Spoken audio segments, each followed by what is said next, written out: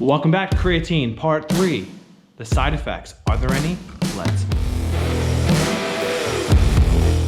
All right, so let's talk about some side effects, and hopefully by now you're fully versed on the performance gains, what's happening in your body, and how to take it properly.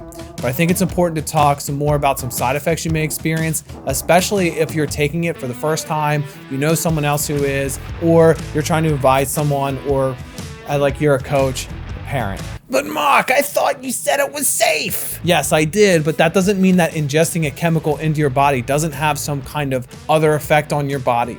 Not everything is going to be perfect.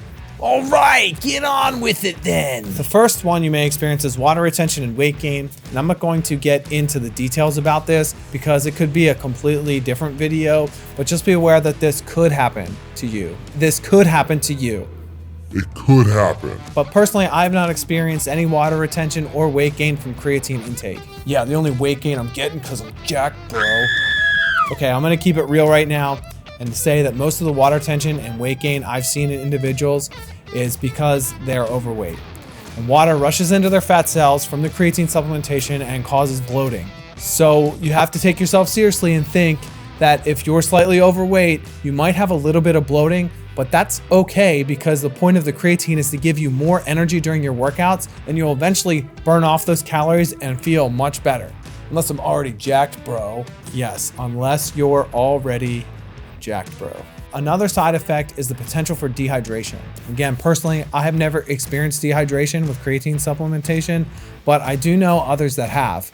And it seems to be pretty variable on everyone's lifestyle. So I can't say that this one thing is a major reason of why you're experiencing dehydration if that occurs to you. And because I don't have the answer right now for dehydration among athletes, you might, and if you do, let me know in the description below and help everyone else out.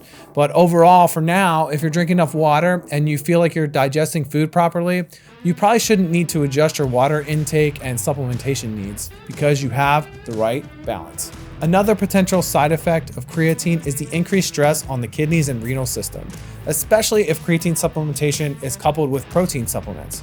However, many of the studies I found did not support neither short-term or long-term kidney and renal effects, so this one can probably be chalked up to the individual rather than the aggregate. So this is why it's always important for you to stay informed about your own health choices and not everybody else's.